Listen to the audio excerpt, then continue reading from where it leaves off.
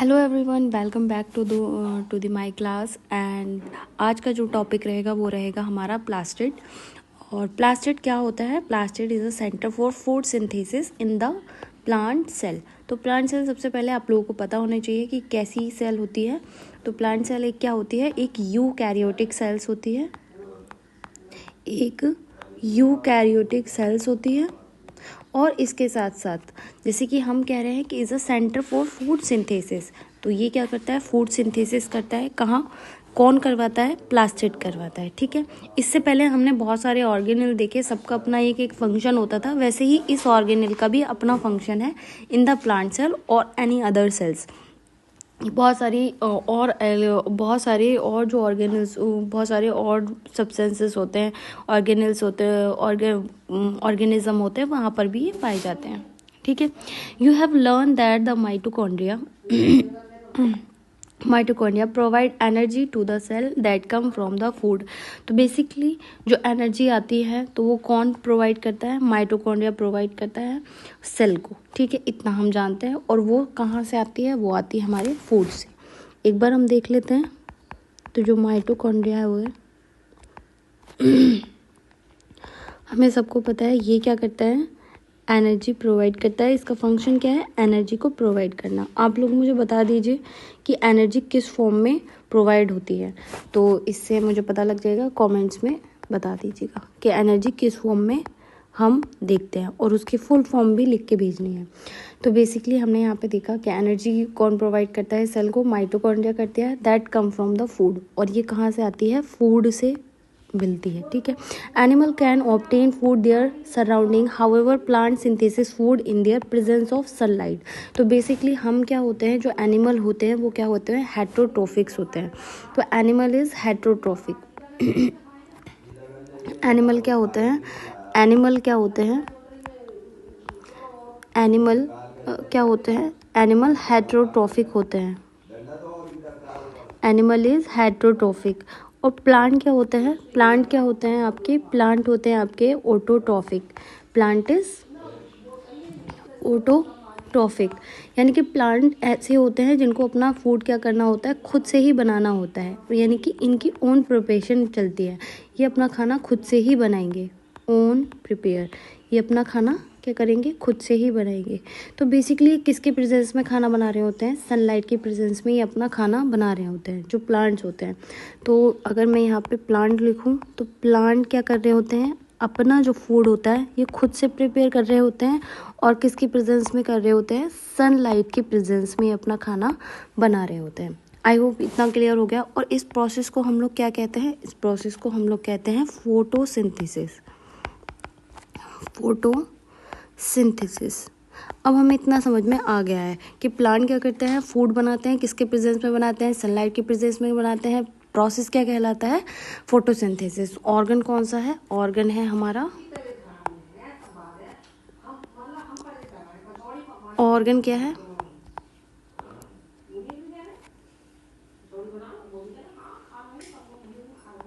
Organ क्या है? Plastid. ठीक है। तो हमने अभी तक 3 चीज़ें हमने पढ़ी हैं और ये हमें अच्छे से आ जानी चाहिए। देख लेते हैं। But where do plant synthesis their food. तो बेसिकली ये प्लांट फूड, जो भी फूड होता है, ये प्रिपेयर कहाँ करता है? And obtain energy for cellular activity, यानी कि जो सेल की एक्टिविटी होती है। जैसे कि हमें पता है यूकैरियोटिक कौन होते हैं? जिनके पास ट्रू न्यूक्लियस होता है, और जो क्या होते हैं? मल्टी सेलुलर होते हैं जनरली। तो जो मल्टी सेलुलर है उनकी सेल्स को परफॉर्म करने के लिए, एक्टिविटीज़ करने के लिए ये फूड कहाँ से मिलता है? ये ऑब्टेन एनर्जी कहाँ से ऑब्टेन करते हैं? तो plant use special organelle called the plastid. ना हमें समझ में आ गया। प्लास्टिड क्या करता है? प्लास्टिड करता है फूड का सिंथेसिस एंड प्लस क्या करता है? स्टोरेज। मैं इसको यहाँ पर बता भी देती हूँ। और क्या करता है? और क्या करता है? स्टोरेज। तो बेसिकली ये फंक्शन हमें याद रहना चाहिए। ये किसका फंक्शन है? ये अपने प्लास्टिड का फंक्शन है। ठीक है। अब हम यहाँ से देख लेते हैं। As you have learn plant prepare their food by the process of photosynthesis in the presence of sunlight. यहाँ तक हम लोग क्लियर कर चुके हैं बहुत अच्छे से। A green pigment called the chlorophyll. अब यहाँ पे कौन हेल्प कर रहा है, तो यहाँ पे हेल्प कर रहे हैं क्लोरोफिल। ठीक है, तो इतना हमें याद रखना है कि क्लोरोफिल यहाँ पे क्या करता है, हेल्प करता है। Which is the present in the chloroplast, जो कि कहाँ प्रेजेंट होता है, क्लोरोप्लास्ट में। अब एक नई चीज़ की एंट्री होगी कि क्लोरोप्लास्ट, यही क्लोरोप्लास्ट क्या करता है, लाइट को एब्जॉर्ब करवाता है। And chloroplast are double membrane bound organelle like mitochondria. इतना हमें समझ में आ गया। इससे पहले वाली क्लास में मैंने आप लोगों को बताया था कि माइटोकॉन्ड्रिया क्या होता है, डबल मेम्ब्रेनस होता है। इसके साथ साथ मैंने 2 ऑर्गेनेल और बताए थे, आप लोगों को ट्रिक बताई थी MNC, जिसमें मैंने बताया था माइटोकॉन्ड्रिया, न्यूक्लियस एंड क्लोरोप्लास्ट। और क्लोरोप्लास्ट किसका पार्ट होता है, इज अ पार्ट होता है प्लास्टिड का। तो बेसिकली ये डबल मेम्ब्रेनस होते हैं तीनों, तो आप ऐसे याद कर सकते हो। MNC यानी कि मल्टीनेशनल कंपनी के हिसाब से नाम से आप लोग इसको याद कर सकते हो। ठीक है, अब हम देख लेते हैं अभी तक हम लोगों ने कितना अच्छे से इसको कवर किया है। एक बार इसका रिकैप कर लेते हैं। हम लोगों ने पढ़ा कि जो भी एनिमल होते हैं ये हेटरोट्रॉफिक होते हैं, बट जो प्लांट होते हैं ये अपना फूड क्या करते हैं, खुद से ही प्रिपेयर करते हैं, खाना अपना खुद से बनाते हैं। और इस खाना बनाने में जो प्रोसेस लगता है ये किसकी प्रेजेंस में बनाते हैं, क्लोरोफिल की प्रेजेंस में बनाते हैं और प्लस सनलाइट की प्रेजेंस में ये खाना बना रहे होते हैं। ठीक है, अगर मैं कहूँ कि ये जो प्रोसेस है, ये पूरा प्रोसेस क्या कहलाता है, तो ये पूरा प्रोसेस कहलाता है आपका फोटोसिंथेसिस। इस पूरे प्रोसेस में जो हेल्प कर रहा है ऑर्गन, वो कौन हुआ, वो जो हेल्प कर रहा है पूरे इस प्रोसेस में, उस ऑर्गन के नाम है आपका प्लास्टिड। और प्लास्टिड का कौन सा हिस्सा इसका हेल्प करता है, क्लोरोप्लास्ट। इस क्लोरोप्लास्ट में ही प्रेजेंट होता है आपका ये वाला क्लोरोफिल। ठीक है, जो कि क्या करता है, लाइट को क्या करता है, एब्जॉर्ब करता है।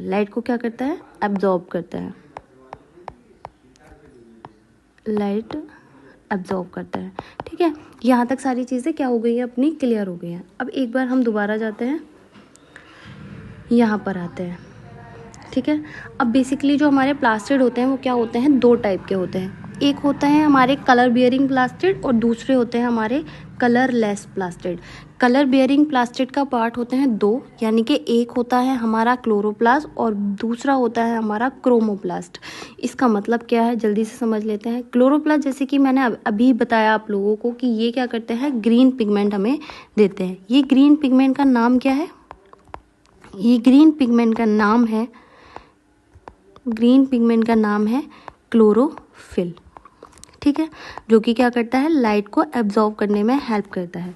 अब आ जाते हैं हम क्रोमोप्लास्ट पे। ये क्रोमो क्या है, क्रोमो मीन्स होता है बहुत सारे मैनी कलर्स। ठीक है, तो क्रोमोप्लास्ट क्या करता है, जैसे कि क्लोरोफिल ए हो गया, क्लोरोफिल बी हो गया, और जो भी क्या होता है, जैसे ब्राउनिश कलर होता है, रेड कलर होता है, जैसे कि हम कह सकते हैं ज़ैंथोफिल हो गया। आप लोगों ने देखा होगा कि कई बार जो लीव्स होती है वो येलो हो जाती है, ब्राउन हो जाती है, तो वो सारी चीज़ भी हमें कहाँ से दिखती है, वो क्रोमोप्लास्ट की वजह से ही होती है। अब आ जाते हैं हम ल्यूकोप्लास्ट पे। तो ल्यूकोप्लास्ट क्या होता है, ल्यूकोप्लास्ट होते हैं एक कलरलेस प्लास्टिड, यानी कि ये क्या करते हैं, कलर नहीं करते, बट इनके पास क्या होता है, इनके पास स्टोरेज करने के लिए बहुत कुछ होता है। तो बेसिकली ये क्या करते हैं, स्टोरेज करते हैं। स्टोरेज करता है। अब स्टोरेज किन चीज़ों का करेंगे, स्टोरेज करते हैं प्लांट में क्या ही चीज़ बनेगी, प्लांट में क्या हो सकते हैं, आपके प्रोटीन हो सकते हैं, शुगर हो सकती है, और हमारे क्या हो सकते हैं, ऑयल हो सकते हैं। तो बेसिकली ये वाले क्या कहलाते हैं, ये जनरली स्टोरेज कहलाता है ना, स्टोरेज प्लास्टिड भी हम इनको कहते हैं। ठीक है, क्योंकि ये प्लांट के अंदर क्या करते हैं, स्टोरेज का काम करते हैं, यानी कि सारी चीज़ों को स्टोर करने का काम करते हैं। आप लोग जो है ये वाला जो चार्ट है आप लोग ये बना सकते हैं। ठीक है, इतना हमने समझ लिया। अब आ जाइए कि हम लोग इसके अंदर जो एक मोस्ट इम्पॉर्टेंट पार्ट है वो है क्लोरोप्लास्ट, तो हम उसको एक बार देख लेते हैं और फिर हम आगे बढ़ते हैं, ठीक है। तो बेसिकली ये क्या है, हमारा क्लोरोप्लास्ट है। तो क्लोरोप्लास्ट कैसा है, सबसे पहले तो मैंने आप लोगों को बता ही दिया था कि कैसा ऑर्गेनेल होता है। तो ये कैसा ऑर्गेनेल है, एक तो ये क्या है, डबल मेम्ब्रेनस ऑर्गेनेल है। तो देख लीजिए मैं इसकी डबल मेम्ब्रेन भी बना रही हूँ, ठीक है। तो ये बेसिकली क्या हो गई, डबल मेम्ब्रेनस ऑर्गेनेल हो गया। आप सब लोगों को खुद से ही दिख रहा है। अब इसके अंदर क्या होती है, ग्रेना होती है, ग्रेना प्रेजेंट होती है, ठीक है। तो इसको थोड़ा डार्क कलर से ले लेते हैं। तो यहाँ पे क्या है, इस टाइप की क्या होती हैं, ग्रेना प्रेजेंट होती हैं। आप लोग समझ पा रहे हैं इस चीज़ को। तो इस टाइप की क्या होती हैं, ग्रेना प्रेजेंट होती हैं, इस टाइप की ग्रेना प्रेजेंट होती हैं, ठीक है।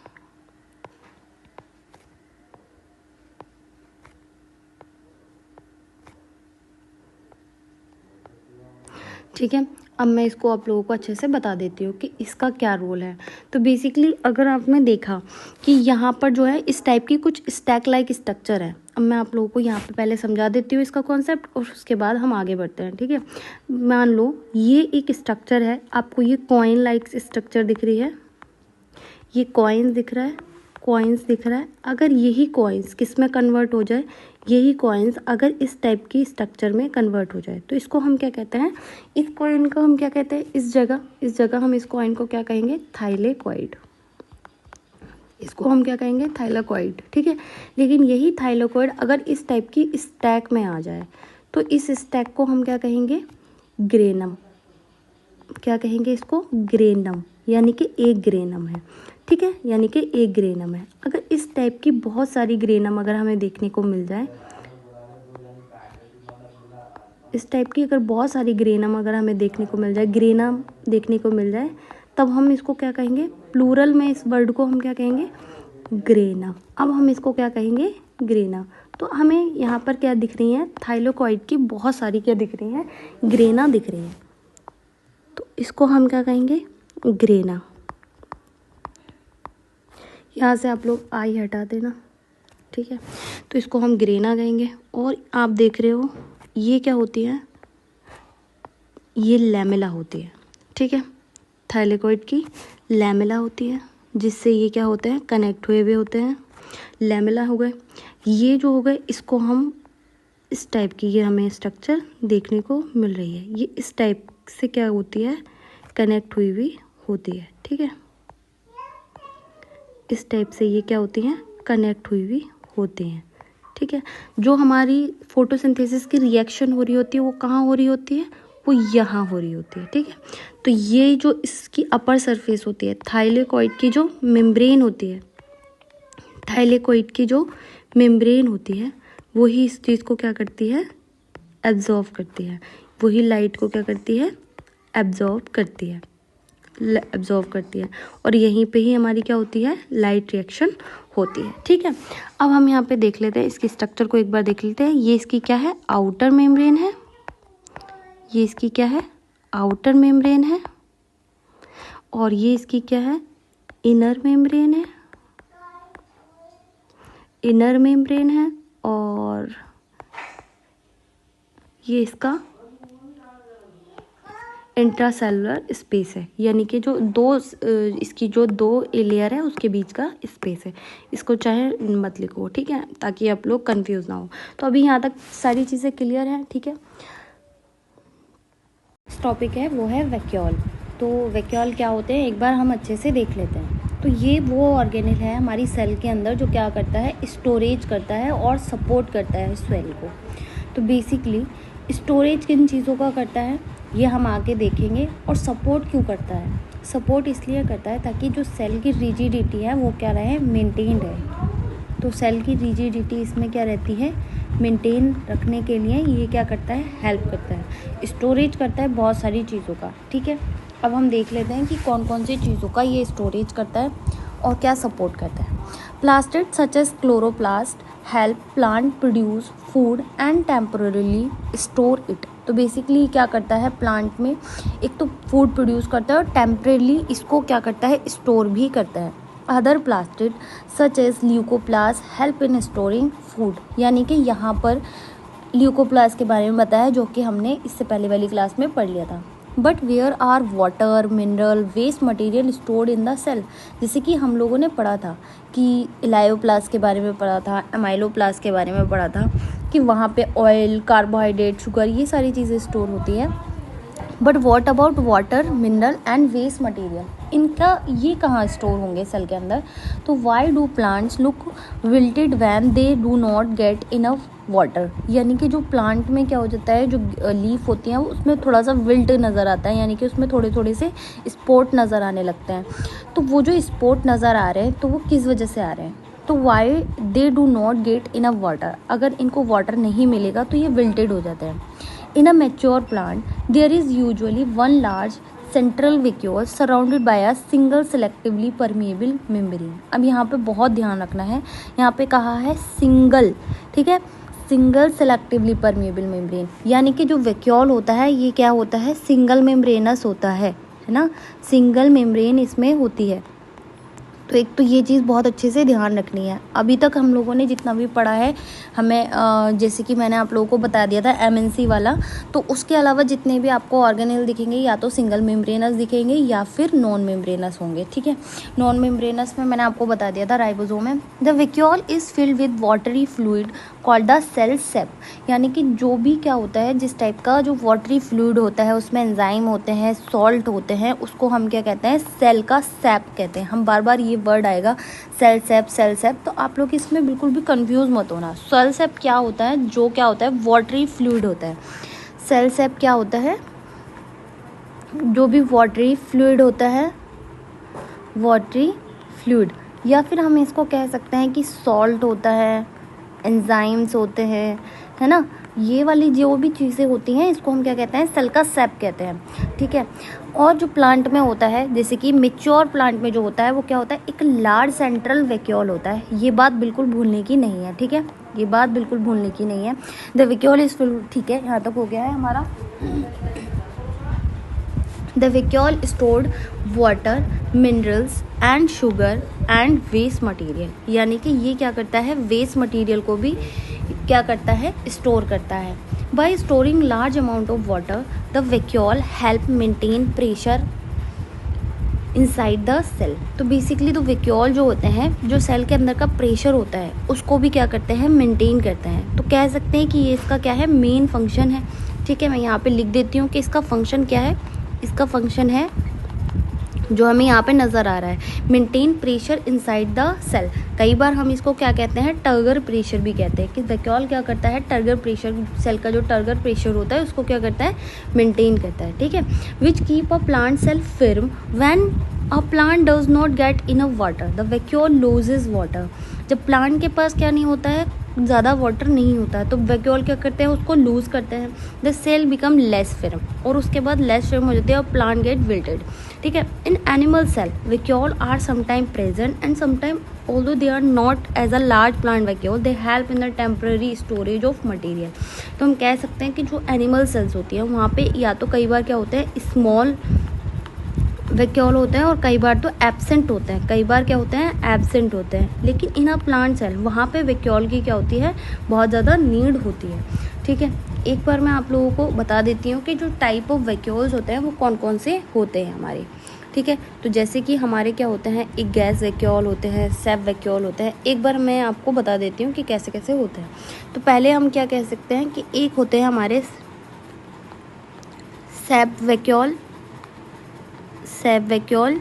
दूसरे हमारे होते हैं कॉन्ट्रैक्टाइल वैक्यूल, कॉन्ट्रैक्टाइल वैक्यूल।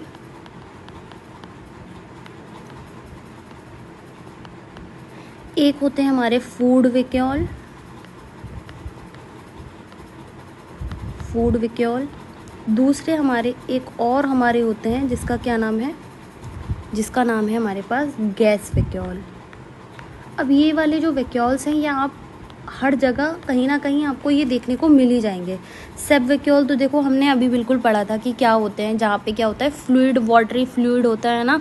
तो यहाँ पे हम कह सकते हैं जो वाटरी फ्लूइड था, हम यहाँ पे उसी की बात कर रहे हैं, वाटरी फ्लूइड, जहाँ पर हमें क्या क्या मिलेगा, जहाँ पर क्या क्या स्टोर होते हैं, स्टोर होते हैं हमारे यहाँ पे न्यूट्रिएंट्स, यहाँ पे क्या स्टोर हो रहे होते हैं, न्यूट्रिएंट्स, ठीक है, न्यूट्रिएंट्स हो गए, प्लांट को मैकेनिकली सपोर्ट कर रहे हैं, ये हो गए हमारे सेब वैक्यूल।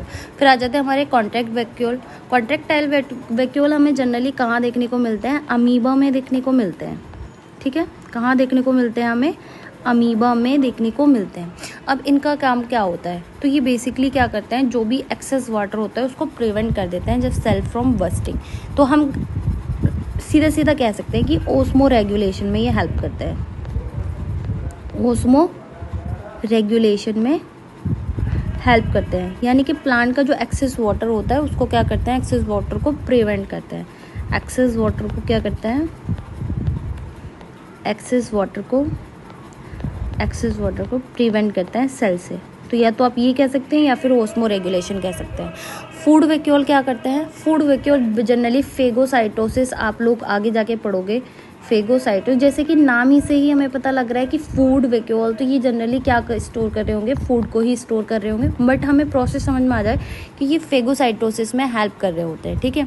जो भी फूड होता है, अमीबा में ही हमें ये कई बार देखने को भी मिलता है कि जब फूड पास में आता है तो फूड को जैसे ही कैप्चर करता है, फूड पार्टिकल को, तो ये क्या करता है, बेसिकली उस फूड वैक्यूल में ही जाता है। बेसिकली यहाँ पे क्या होता है, कुछ डाइजेस्टिव एंजाइम होता है, डाइजेस्टिव एंजाइम होता है, क्योंकि जब इस फूड वैक्यूल में जाएगा तो वहाँ पे डाइजेस्टिव एंजाइम का होना चाहिए या नहीं होना चाहिए, होना चाहिए, क्योंकि फूड वहीं पे तो ब्रेक डाउन होगा। तो इसीलिए यहाँ पे इस फूड वैक्यूल के अंदर क्या होता है, डाइजेस्टिव एंजाइम होता है। इसके बाद हम देख लेते हैं गैस वैक्यूल।